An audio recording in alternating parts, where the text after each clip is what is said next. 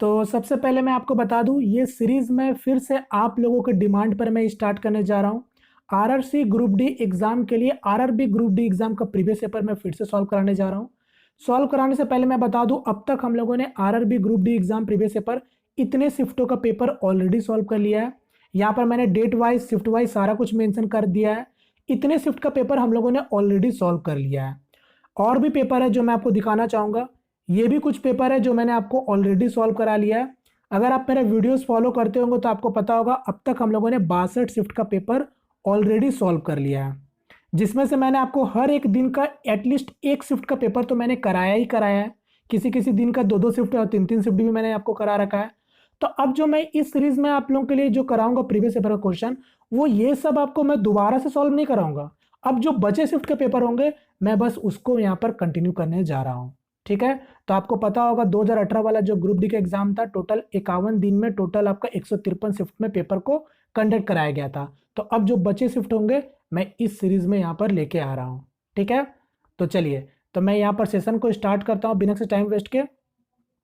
तो आज हम लोग सॉल्व करने जा रहे हैं 17 सितंबर का पेपर, जो कि सेकेंड शिफ्ट में पूछा गया था। और एक बार मैं फिर से बता दूं, ये सीरीज सिर्फ और सिर्फ आप लोगों के डिमांड पर मैंने स्टार्ट किया है। तो यहाँ पर जैसा आप लोगों का रिस्पॉन्स रहेगा, वो इसी तरीके से ये सीरीज के वीडियोज आपके आते रहेंगे।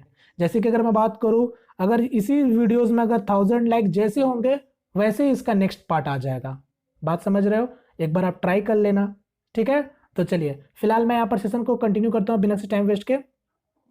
और जैसे कि मैं बता चुका हूं, ये सीरीज को सिर्फ और सिर्फ आप लोगों को प्रैक्टिस के तौर पर और रिवीजन के तौर पर लेना है। अगर आप मेरा ये चैनल पर फर्स्ट टाइम विजिट कर रहे हो तो एक बार आप लोग प्लेलिस्ट जाके जरूर से चेक करना। वहां पर मैंने आपको सारा जितने भी प्रीवियस पेपर है मैंने आपको ऑलरेडी करा रखा है। ठीक है, चलिए पहला क्वेश्चन आपके सामने है और सारे ही क्वेश्चन पहले की तरफ सारा ऑफिशियल क्वेश्चन है, जैसे कि आप देख सकते हो। चलिए पहला क्वेश्चन आपके सामने है। यहां पर क्या बोला, 10 किलोमीटर प्रति घंटे की गति से चलने पर मधु अपने विश्वविद्यालय 15 मिनट देर से पहुंची है। अगली बार वह अपने गति से 2 किलोमीटर बढ़ा लेती है, परंतु फिर भी 5 मिनट देरी से पहुंचती है। उसके घर से विश्वविद्यालय की दूरी कितनी है, बताओ। ये क्वेश्चन लिख लो, सुपर इंपॉर्टेंट है। यहाँ एक क्वेश्चन आएगा मतलब आएगा। ठीक है, टाइम एंड डिस्टेंस से क्वेश्चन। यहाँ पर सिंपली क्वेश्चन में क्या बोल रहा है कि कोई मधु है, वो अपना घर से विश्वविद्यालय 10 किलोमीटर प्रति घंटा का स्पीड से जाती है, मगर फिर भी वो 15 मिनट लेट पहुंच रही है। जब दूसरे दिन वो 2 किलोमीटर स्पीड का अपना बढ़ाती है, यानी दूसरे दिन जब वो 12 किलोमीटर प्रति घंटा का स्पीड से चलती है, तब भी वो 5 मिनट देर से पहुंच रही है। तो क्वेश्चन में पूछा है कि बताओ घर से विश्वविद्यालय की दूरी कितनी है, यानी डिस्टेंस कितना है। ये आपसे क्वेश्चन में पूछा गया, बताओ। अब इस क्वेश्चन को आप जैसा चाहो वैसा बना सकते हो। इसका एक डायरेक्ट से फॉर्मूला है जो मैं आपको बता चुका हूँ। ये फॉर्मूलाज आपको कई जगह आपको हेल्प आने वाला है। इसी क्वेश्चन को अलग अलग तरीके से घुमा दिया जाता है, बाद बाकी कॉन्सेप्ट सब सेम रहता है। बेसिक से भी बना सकते हो, अगर आपसे डिस्टेंस पूछा है तो आप बेसिक से भी बना सकते हो, कोई बड़ी बात नहीं है। आप डिस्टेंस x मान लो, तो आपको पता है टाइम इक्वल टू क्या होता है, डिस्टेंस बाई स्पीड। तो ये हो गया डिस्टेंस मेरा x और स्पीड कितना था, 10 का स्पीड था। बाद में स्पीड कितना हो गया, 2 का बढ़कर यानी 12 का हो जाएगा। तो ये क्या हो जाएगा, x/12 हो जाएगा। अब ध्यान से देखो, ये भी पहले वाला टाइम है और ये बाद वाला टाइम है। और आपको क्वेश्चन में बोला था कि पहले 15 मिनट देरी से पहुंच रहा है, अब बाद में 5 मिनट देरी से पहुंच रहा है। तो जो टाइम का डिफरेंस है वो कितना का डिफरेंस है, ध्यान से देखो। टाइम का डिफरेंस कितना है, पहले 15 मिनट देरी से पहुंच रहा था, अब 5 मिनट देरी से पहुंच रहा है। इसका मतलब जो टाइम का डिफरेंस है वो कितना है, 10 मिनट का ही है। तो बस इसी को टाइम का डिफरेंस मेरा किसके बराबर होगा, 10 मिनट के बराबर होगा। घंटा में चेंज कर लेते हैं तो 60 से भाग दे देंगे। अब आप यहाँ पर सॉल्व करके एक्स का वैल्यू नहीं निकाल लोगे, बड़ी आसानी से, बड़ी आसानी से आप निकाल सकते हो। तो ये 6x और ये 5x और ये आपका इक्वल टू 1/6।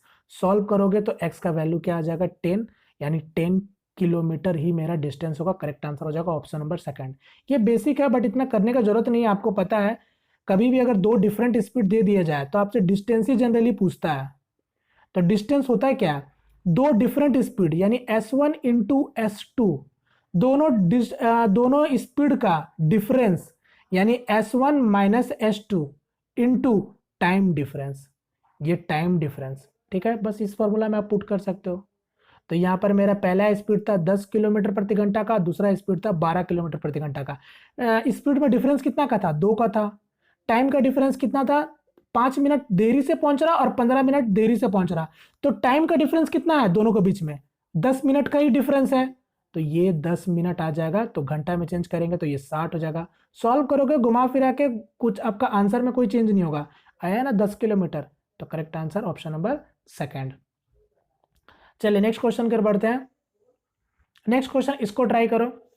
यहां पर क्या बोला, यदि पिता और उसके पुत्र की वर्तमान आयु क्रमशः 48 वर्ष और 28.8 वर्ष है, तो पिता अपने पुत्र से कह सकता है कि जब तुम पैदा हुए थे तब मेरी आयु तुम्हारी वर्तमान आयु का डैश थी। चलो अब ये भी लैंग्वेज बेस्ड क्वेश्चन है, ट्राई करो यहां पर। पहले तो क्वेश्चन में क्या बोल रहा है कि कोई एक पिता है, यानी कोई एक फादर है और एक कोई सन है, जिसका प्रेजेंट एज दे रखा है, एक का 48 और एक का 28.8। क्लियर। क्वेश्चन में क्या बोल रहा है, पिता अपने पुत्र से कह सकता है जब तुम पैदा हुए थे तब मेरी आयु, यहां पर मेरी आयु कौन बोल रहा है, पिता बोल रहा है, यानी पिता की आयु तुम्हारी वर्तमान आयु का डैश था। यानी पिता का आयु जिस वक्त वो लड़का का जन्म हुआ था, उनके बेटे का जन्म हुआ था, उस वक्त पिता का आयु अभी उस पुत्र का आयु का, मतलब अभी उसका पुत्र का जो भी प्रेजेंट एज है उसका वो कितना परसेंट था या फिर वो कितना था, उसी के टर्म में आपको क्वेश्चन में पूछा गया। तो सबसे पहले आपको पता, अगर पिता का आयु 48 वर्ष है और लड़के का आयु अगर 28.8 है, तो आपसे मैं पूछता हूं कि बताओ उसका पिता का आयु उसके जन्म के वक्त कितना रहा होगा। तो जितना उसका उम्र प्रेजेंट में है उतना ही घटा देते हैं, जिससे मेरे को पता चल जाएगा कि उसका उम्र कितना रहा होगा उसके जन्म के समय। तो 10 से 8 जाएगा 2, 17 से 8 जाएगा 9 और 3 से 2 जाएगा 1, यानी 19.2। यानी उसका पिता का आयु उसके जन्म के समय 19.2 था और प्रेजेंट में सन का एज कितना है, 28.8 है। तो यही तो क्वेश्चन में बोला है ना कि जब तुम पैदा हुए थे तब मेरी आयु तुम्हारी वर्तमान आयु का कितना है। तो लड़के का वर्तमान आयु का कितना है आपका पिता का आयु, जब लड़के का जन्म हुआ तो उस वक्त का लेके बताना है। तब आप ऑप्शन आप यहाँ पर थोड़ा सा देख लो, आपको पहला ऑप्शन दे रखा 1/5, तो आप लड़के का 1/5 निकालोगे आयु का, यानी 20% निकालोगे तो अप्रोक्स आपका कितना जाएगा, 5 होगा, जो कि आपका पिता का आयु 5 वर्ष तो है नहीं, क्योंकि उस वक्त आपका 19.2 वर्ष था, यानी ये इसका तो आंसर कभी नहीं होगा। थर्ड ऑप्शन का अगर आप देखोगे तो आधा, तो 28.8 का आधा करोगे तो 14.4 होगा, यानी ये भी कभी नहीं होगा। अब 1/3 की बात करोगे यानी 1/3, तो आप इसका 1/3 निकालोगे तो क्या होगा, 9 पॉइंट समथिंग होगा, यानी 9 के अप्रोक्स होगा, जबकि पिता का आयु कितना है, 19.2 है, यानी ये भी इसका आंसर नहीं होगा। इसका आंसर सिर्फ और सिर्फ ऑप्शन नंबर 2 हो सकता है। अब आप चेक करना चाहो तो कर सकते हो, इसका 2/3 यानी 2/3 आप देखोगे तो आप इसका निकाल सकते हो। तो 9 × 27 और 18 6 18, यानी 9.6 × 2 कितना हो जाएगा, 9 2 18 19। देखो आया कि नहीं आया, यानी जब तुम पैदा हुए थे तब मेरी आयु तुम्हारी वर्तमान आयु का कितना है, 2/3 है, यानी करेक्ट आंसर हो जाएगा ऑप्शन नंबर सेकंड। क्लियर है, उम्मीद करता हूं सभी लोगों को समझ आया होगा। चलिए नेक्स्ट क्वेश्चन इसको ट्राई करो। अब ये क्वेश्चन आपका एक डेटा सफिशिएंसी से है, ये आपका क्वेश्चन पूछा गया और ये 2 स्टेटमेंट है और ये आपका ऑप्शन है। क्वेश्चन में क्या पूछा है, एंगल ACD का मान कितना होगा। ठीक है, एंगल ACD का मान पूछा है। तो पहला स्टेटमेंट को अगर आप थोड़ा सा ध्यान से देखोगे, ये पहला स्टेटमेंट में फिगर बना के रखा है, ठीक है, ये एंगल ACD पूछ रहा है, यानी यही x डिग्री का मान पूछ रहा है, और ये मेरे को गिवन है 72 डिग्री और ये मेरे को गिवन है 69 डिग्री। तो आप मेरे को बताओ क्या इस x डिग्री का मान आप बता पाओगे पहला स्टेटमेंट से, यानी इस फिगर में जो दे रखा है आप उससे x डिग्री का मान बता पाओगे। तो जी हाँ, आप इसका आंसर दे पाओगे, क्योंकि आपको मैंने कई बार बताया और आपको भी पता होगा कि ट्रायंगल का एक्सटीरियर एंगल, यानी इस त्रिभुज का बाह्य कोण का जो वैल्यू होता है वो किसके बराबर होता है, उसी के विपरीत कोण का योग के बराबर होता है। यानी अगर मैं बात करूं, इस ट्रायंगल का एक्सटीरियर एंगल का जो सम होगा उसके अपोजिट एंगल का सम के बराबर होगा, यानी ये एंगल कितना होगा, 72 डिग्री प्लस 69 डिग्री। आपको वैल्यू बताना नहीं है, केवल आपको पता होना चाहिए कि आप इससे निकाल पाओगे कि नहीं निकाल पाओगे, यानी आप इससे आंसर दे पाओगे। तो इसका करेक्ट आंसर क्या हो जाएगा, केवल 1 पर्याप्त, क्योंकि अगर आप सेकेंड स्टेटमेंट को देखोगे तो यहाँ पर दे रखा है angle ACB equal to 180 minus x degree होगा, तो इससे आप केवल आंसर आप नहीं दे पाओगे, यानी इसका आंसर क्या हो जाएगा, फिलहाल ऑप्शन नंबर 1 सफिशियंट है, यानी केवल 1 पर्याप्त है। ठीक है, करेक्ट आंसर हो जाएगा ऑप्शन नंबर डी। चलिए नेक्स्ट क्वेश्चन इसको ट्राई करो। यहां पर क्या बोला है, भूमि का एक त्रिभुजकार भाग जिसकी भुजाएं क्रमशः 72 मीटर, 30 मीटर और 78 मीटर है, को 20 पैसे प्रति वर्ग मीटर की दर से समतल करने की लागत क्या है, बताओ। यानी यहां पर क्या बोल रहा है कि कोई एक ट्रायंगुलर मैदान है, ठीक है, जिसका आपको भुजा दे रखा है 72, 30 और 78 मीटर। आपसे बोल रहा है कि 20 पैसे प्रति वर्ग मीटर के दर से, यानी 20 पैसे प्रति वर्ग मीटर का रेट से उसको समतल करने के लिए यानी प्लेन करने के लिए कितना कॉस्टिंग पड़ेगा, ये आपका क्वेश्चन है। तो सबसे पहले आप उस ट्रायंगुलर मैदान का एरिया निकालोगे। अब मेरा बात को समझना, अगर उस ट्रायंगल का एरिया निकालोगे तो सबसे पहले आप देखो जो भुजा आपको दे रखा है 72, 30 और 78, अगर मैं इसको 6 से काट दूं, ध्यान से देखो, अगर मैं 6 से काट दूं तो ये 12 बन जाएगा, इसको 6 से काटूं तो ये 5 बन जाएगा, और इसको जब 6 से काटूं तो 13 बन जाएगा। अब आपको इसको देख के आपके दिमाग में कोई घंटी बज रहा है या नहीं बज रहा है? 12, 5, 13, ये ट्रिपलेट बन रहा है, यानी ट्रिपलेट बन रहा है, इसका मतलब ये कौन सा ट्रायंगल है?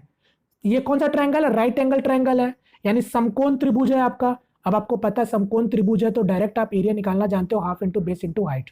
बोलो क्लियर है? अगर ये चीज अगर आपको समझ नहीं आ पाता तो आप डायरेक्ट 3 साइड से आप एरिया निकालते। अगर ये चीज समझ आ गया तो आपको पता चल गया राइट एंगल ट्रायंगल है तो आप इजिली एरिया निकाल सकते हो। बात समझ आ रहा है? तो बस यही चीज आपको यहाँ समझना था। तो मैं इसको हटाता हूँ। अब आपको पता चल गया राइट एंगल ट्रायंगल है तो half into base into height. तो यहाँ पर आपका कर्ण यानी हाइपोटेन्यूस ये 78 हो जाएगा, बेस यही 72 और ये 30 हो जाएगा। सॉल्व करेंगे तो कितना आ जाएगा? 15 गुना 72 यानी 36 गुना 30 यानी कितना आ जाएगा? 1080 के बराबर आएगा, यानी 1080 मीटर स्क्वायर। आपको बोला था 20 पैसे प्रति वर्ग मीटर लग रहा कॉस्टिंग, तो मैं गुना कर देता हूं। तो ये 20 पैसा है तो रुपए में चेंज करने के लिए 100 से भाग दे देंगे। सॉल्व करेंगे तो कितना आ जाएगा? 108 गुना 2, 216 रुपए का कॉस्टिंग होगा, यानी करेक्ट आंसर हो जाएगा ऑप्शन नंबर फर्स्ट। क्लियर है? नेक्स्ट एक क्वेश्चन, इसको ट्राई करो।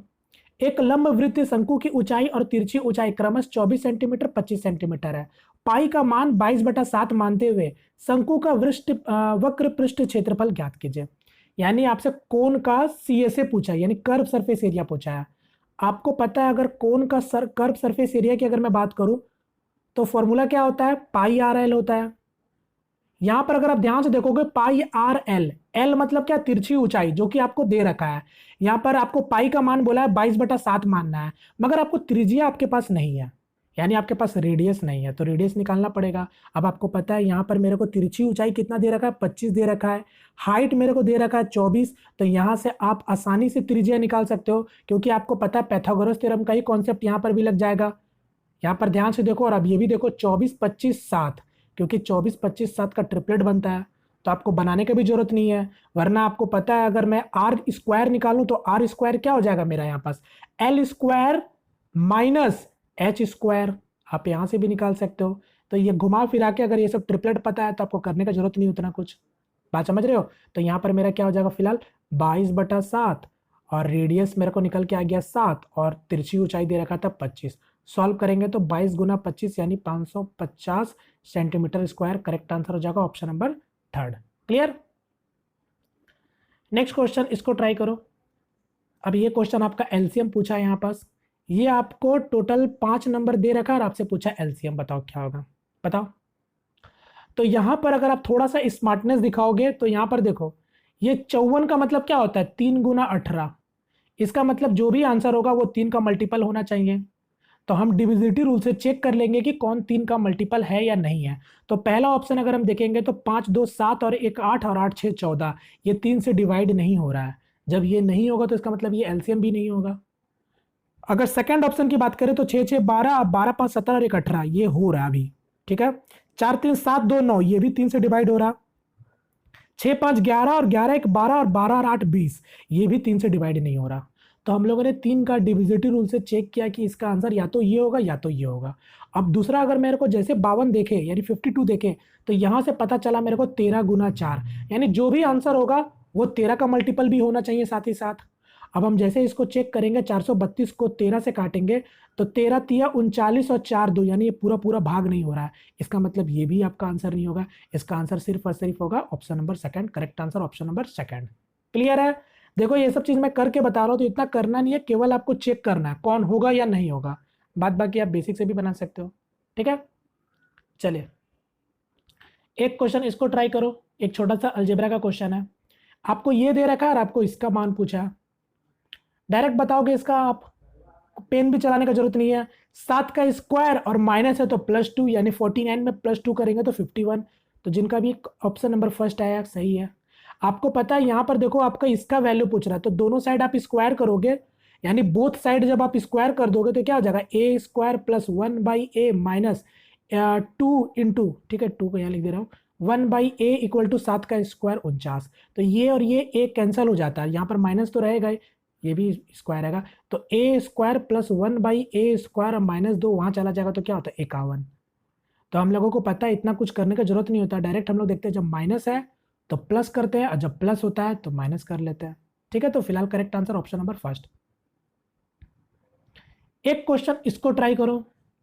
यहां पर क्या बोला, एक प्राकृतिक संख्या को जब 9, 10, 12 या 15 से विभाजित किया जाता है तो प्रत्येक दशा में 3 शेष बचता है।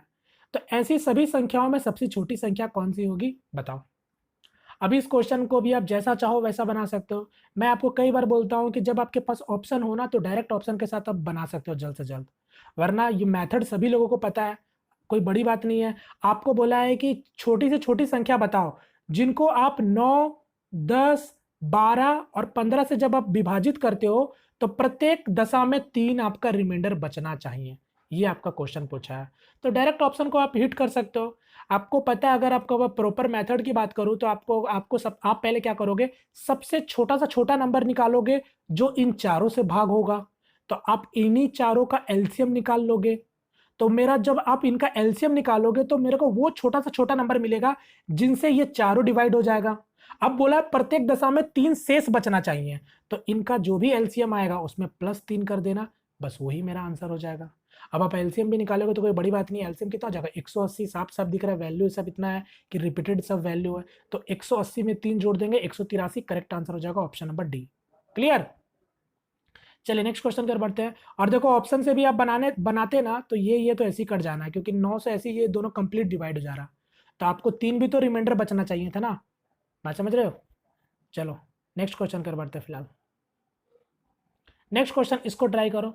अब यहां पर क्या बोला है, एक समांतर चतुर्भुज PQRS जिसकी भुजाएं की लंबाई 8 सेंटीमीटर 12 सेंटीमीटर है में 10 सेंटीमीटर लंबा एक विकर्ण है, दूसरे विकर्ण की लंबाई लगभग क्या है, बताओ।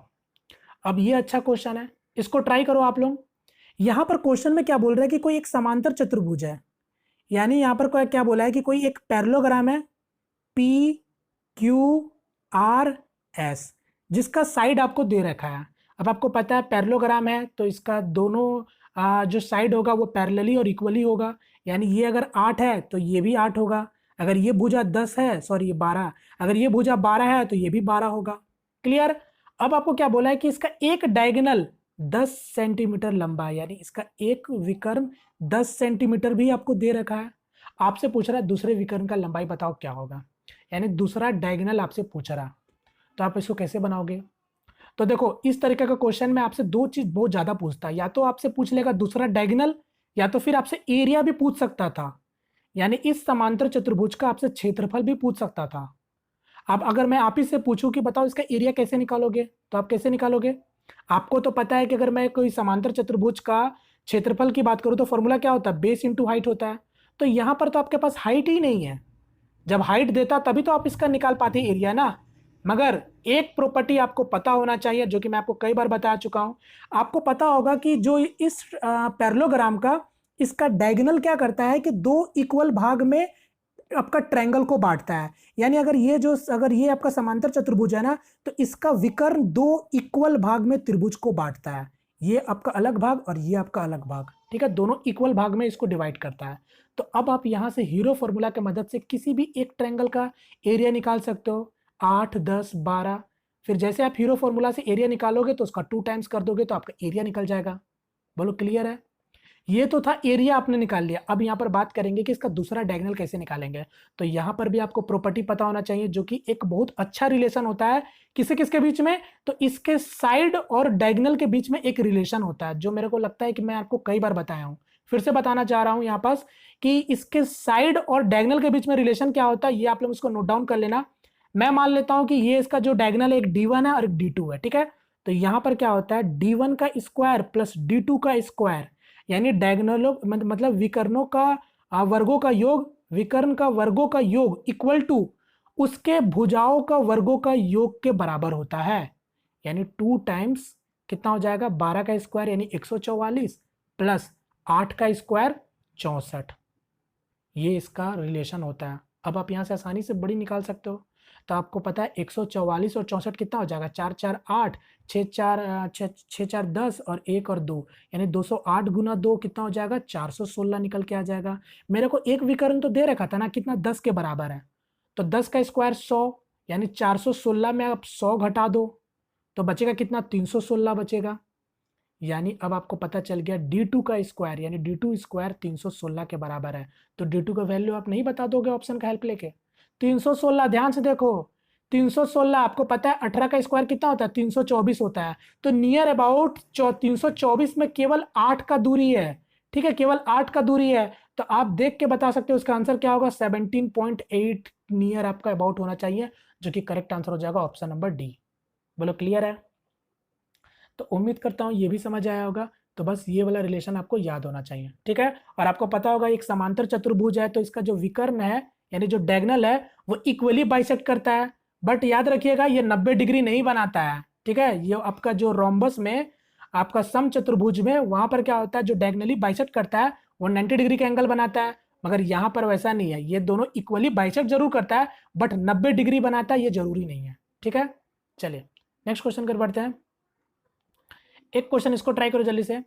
प्रत्येक माह कृतिका अपनी आय का 30% घर के किराए और शेष का 60% घरेलू व्यय पर खर्च करती है। यदि वो प्रत्येक माह 6,300 रुपए की बचत करती है तो उसका कुल मासिक आय कितनी है बताओ।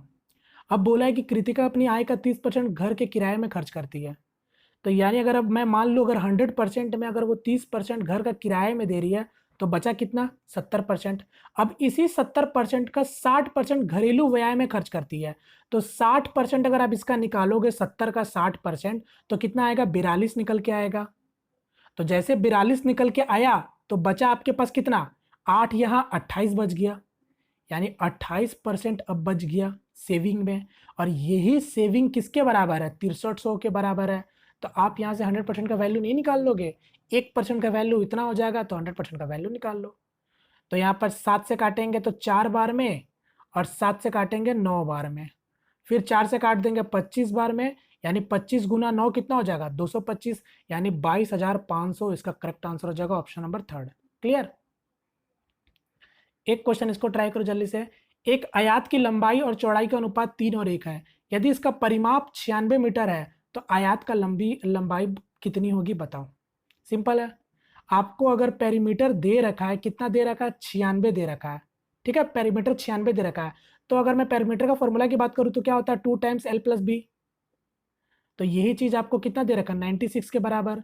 तो आप इसको काट सकते हो यानी कितना आ गया 48 के बराबर आ गया। यानी लंबाई और चौड़ाई का जो योग होगा वो 48 के बराबर होगा। और इसी का अनुपात आपको दे रखा लेंथ ब्रेथ का रेशियो दे रखा 3 और 1 का यानी इसी अनुपात में होगा। तो 3 और 1 4 रेशियो किसके बराबर 48 के बराबर है।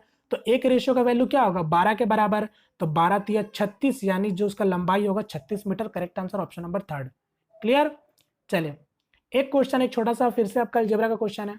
x क्यूब - y क्यूब का मान आपको बताना है। कैसे बनाओगे जैसा चाहो वैसा बनाओ। आप डायरेक्ट फॉर्मूला भी जानते हो या फिर आप डायरेक्ट यहाँ पर वैल्यू पुटिंग से भी आपको देख के पता चल गया। देख के पता चल रहा दिमाग से दिमाग का घंटी में लग रहा होगा कि अगर x + y अगर 3 के बराबर है और x y का प्रोडक्ट अगर 2 के बराबर है तो इसका मतलब अगर मैं x का वैल्यू अगर 2 रख दूं और y का वैल्यू 1 रख दूं तो ये आपका 3 बन जाएगा। उसी तरीके से x और y तो x का वैल्यू 2 × 1 ये आपका 2 बन गया। बोलो क्लियर है कि नहीं क्लियर है। क्लियर है।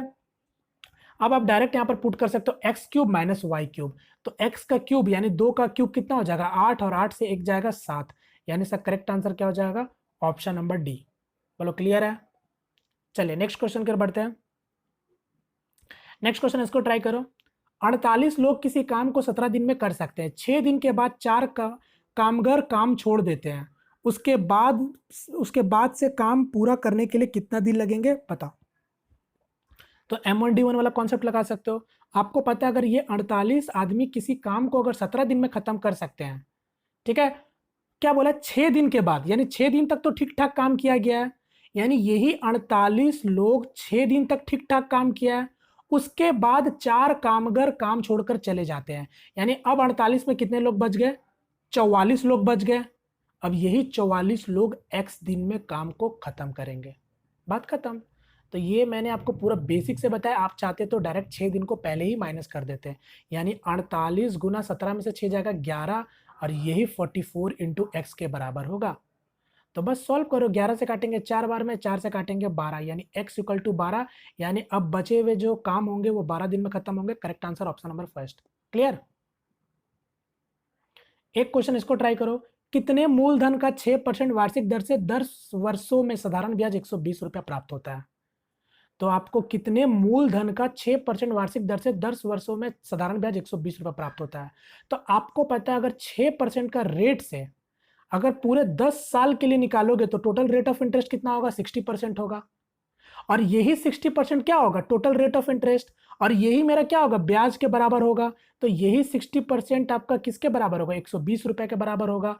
तो आप यहां से 100% का वैल्यू नहीं निकाल लोगे, क्योंकि आपको पता है 100% ही खुद में आपका क्या होता है? कोई प्रिंसिपल होता है, यानी मूलधन होता है। तो सॉल्व करोगे तो 200, यानी आपका क्या हो जाएगा? करेक्ट आंसर 200 रुपए मूलधन होगा।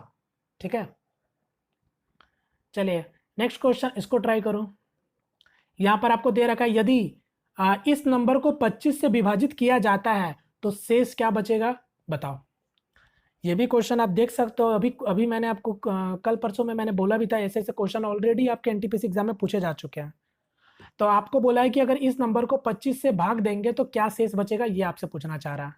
तो आप यहाँ पर देखो, अगर यहाँ पर मैं देख रहा हूँ 7 के पावर में 21, अगर 7 के पावर में 21 को अगर मैं कॉमन ले लूँ तो यहाँ पर क्या बचेगा? 1 प्लस 7 प्लस 7 के पावर में 2 प्लस 7 के पावर में 3। बोलो क्लियर है? सॉल्व करेंगे तो 7 के पावर में 21 तो ऐसे ही रहेगा, ये 7 और 1 8 हो गया। और यहां पर देखो 7 का स्क्वायर 49 और ये 343। ध्यान से देखना, ठीक है? इसी को 25 से हमको भाग देना है।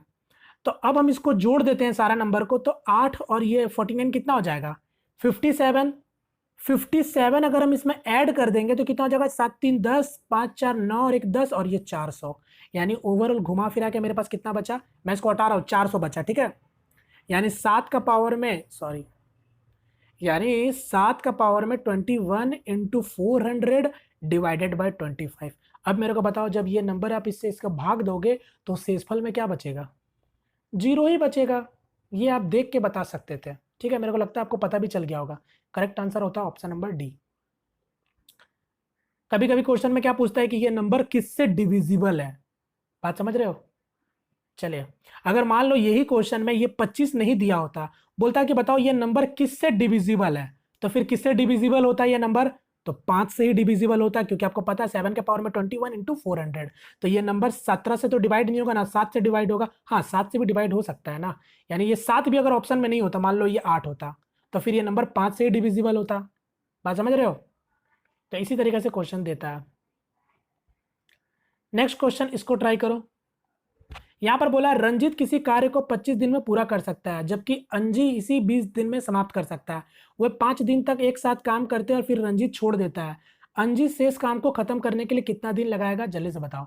तो ये रंजीत हो गया जो कि 25 दिन में काम को खत्म कर सकता है, और ये अंजी हो गया, ए फॉर अंजी, 20 दिन में काम खत्म कर सकता है। टोटल वर्क मैं इसका एलसीएम ले लेता हूँ, तो ये 4 यूनिट काम करेगा, ये 5 यूनिट काम करेगा। अकॉर्डिंग टू क्वेश्चन क्या बोला है, वो 5 दिन तक एक साथ काम करता है। अगर दोनों मिलकर काम करेगा तो ये 9 यूनिट काम करेगा, जो कि 5 दिन में टोटल 45 यूनिट काम कर पाएगा। टोटल काम आपका 100 है, जो कि 45 काम कर लेगा, तो बचेगा काम कितना? 55 काम बचेगा, यानी 55 यूनिट वर्क बचेगा। अब बोला है कि रंजित काम छोड़ देता है, तो अंजी बचे हुए काम को कितने दिन में करेगा? तो अंजी एक दिन में 5 यूनिट काम करेगा, तो बचे हुए काम को कितने दिन में खत्म करेगा? 11 दिन में खत्म करेगा, यानी करेक्ट आंसर हो जाएगा ऑप्शन नंबर डी। क्लियर?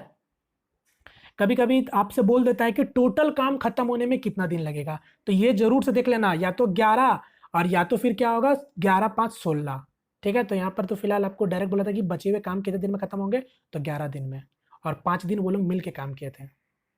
चलिए एक क्वेश्चन इसको ट्राई करो। दो संख्याओं का लासा और मासा क्रमश 4284 और 32 है। यदि एक संख्या 672 है तो दूसरी संख्या बताओ क्या होगा। नंबर सिस्टम का बहुत पॉपुलर क्वेश्चन, ये क्वेश्चन आपका एग्जाम में आना है, मतलब आना है।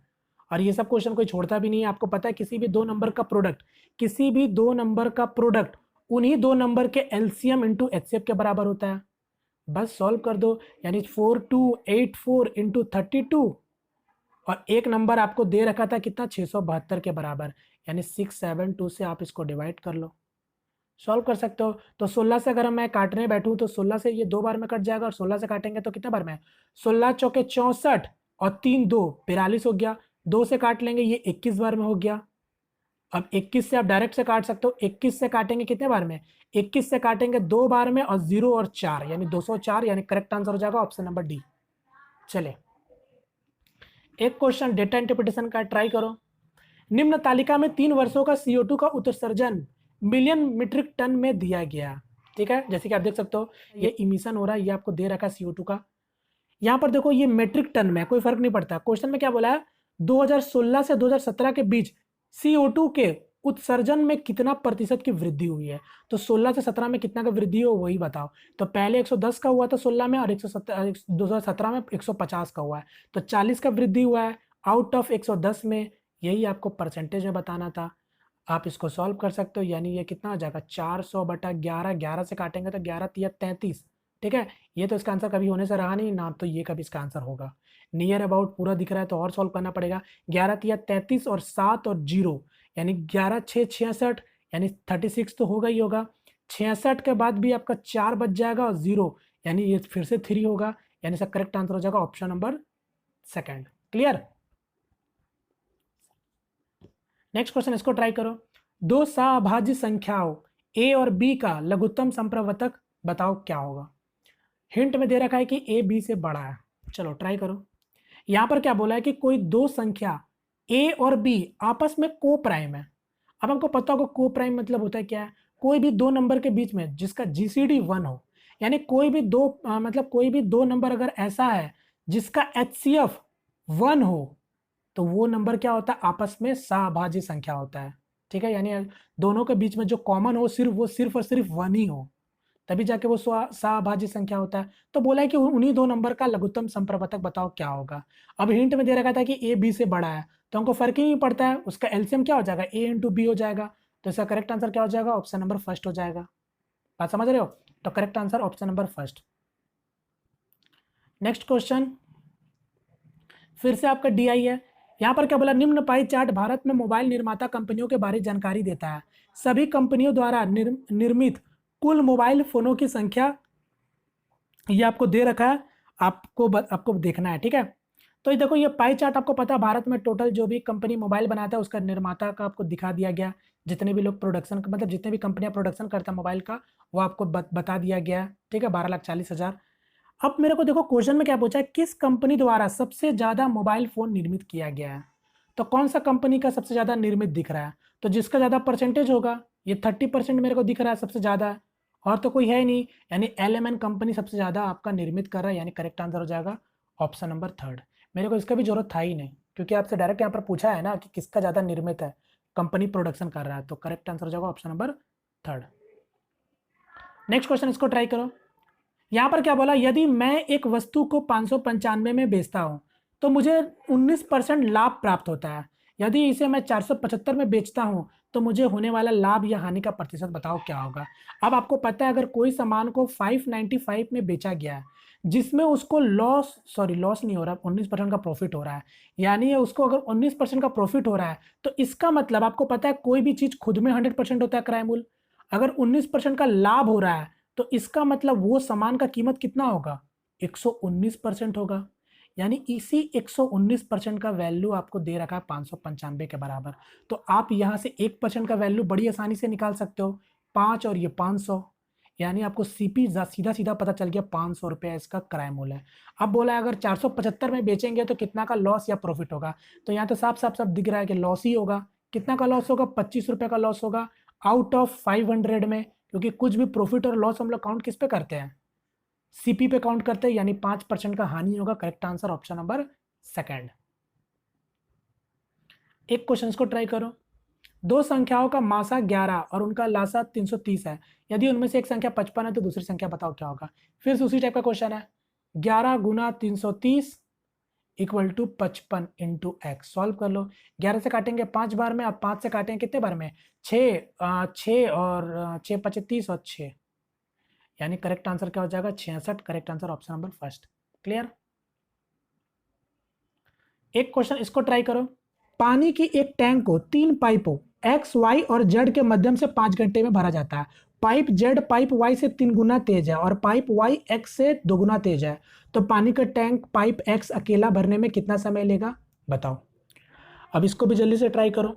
यहां पर सिंपली क्या बोला है कि एक्स वाई जेड किसी खाली टैंक को 5 घंटे में भर सकते हैं।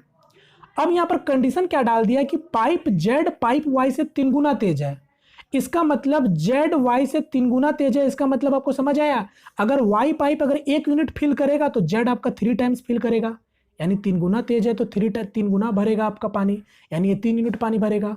उसी तरीके से दूसरा कंडीशन में क्या बोला है कि वाई जो है वो एक्स का 2 गुना तेज है, यानी अगर एक्स 1 यूनिट भरेगा तो वाई कितना यूनिट भरेगा, 2 यूनिट भरेगा, क्योंकि 2 टाइम्स इससे फास्टर है। तो बस अब आप यहाँ से एक्स वाई जेड का आसानी से निकाल सकते हो कि कौन कितना यूनिट भरेगा। अगर एक्स 1 यूनिट भरेगा तो वाई इसका कितना है, 2 गुना है, यानी ये 2 यूनिट भरेगा। अब उसी तरीके तो वाई जेड के बीच में क्या रिलेशन था, 3 गुना भर रहा है। अगर वाई अगर 2 यूनिट भरेगा तो जेड आपका 6 गुना मतलब 6 यूनिट भरेगा। तो बस अब आपको यही तो बोल रखा था कि तीनों मिलकर 5 घंटा में भर सकता है, तो आप टंकी का पूरा कैपेसिटी निकाल सकते हो। तो ये तीनों मिलकर अगर भरेगा तो कितना यूनिट भरेगा, 6 2 8 और 1 9, यानी 9 यूनिट मिलकर भरेगा तो 5 घंटा में कितना यूनिट भर पाएगा, 45 यूनिट, यानी यही मेरा टंकी की कैपेसिटी होगा। क्वेश्चन ने पूछा था कि एक्स अकेला भरने में कितना समय लेगा, तो एक्स अगर 1 यूनिट भरेगा तो 45 यूनिट को भरने में कितना समय लगेगा, 45 घंटा, यानी करेक्ट आंसर हो जाएगा option number D. Clear. Next question इसको ट्राई करो। यहां पर क्या बोला, एक कक्षा के 60 विद्यार्थियों में से 29 ने गणित और 32 ने जीव विज्ञान विषय का चयन किया। 8 विद्यार्थियों ने इन दोनों विषय में से किसी का भी चयन नहीं किया। कितने विद्यार्थियों ने गणित और जीव विज्ञान दोनों विषय का चयन किया है, बताओ। अब इस क्वेश्चन को भी आप जैसा चाहो वैसा बनाओ। क्वेश्चन में सिंपली बोला है कि क्लास में टोटल 60 लोग हैं, यानी टोटल 60 स्टूडेंट है, जिसमें से 29 लोगों ने मैथ लिया है और 32 लोगों ने आपका बायोलॉजी लिया है। अकॉर्डिंग टू क्वेश्चन में क्या बोला है कि 8 विद्यार्थी ऐसे थे जिन्होंने कोई भी सब्जेक्ट का चयन नहीं किया है। तो जाहिर सी बात है, जब कोई सब्जेक्ट नहीं लिया है तो फिर आप क्लास में क्यों हो, क्लास से उनको निकाल दो डायरेक्ट।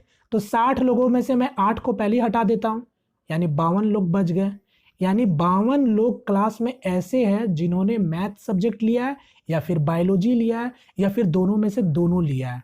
तो क्वेश्चन में यही पूछा है कि कितने विद्यार्थी ऐसे हैं जिन्होंने गणित और जीव विज्ञान दोनों विषय का चयन किया है।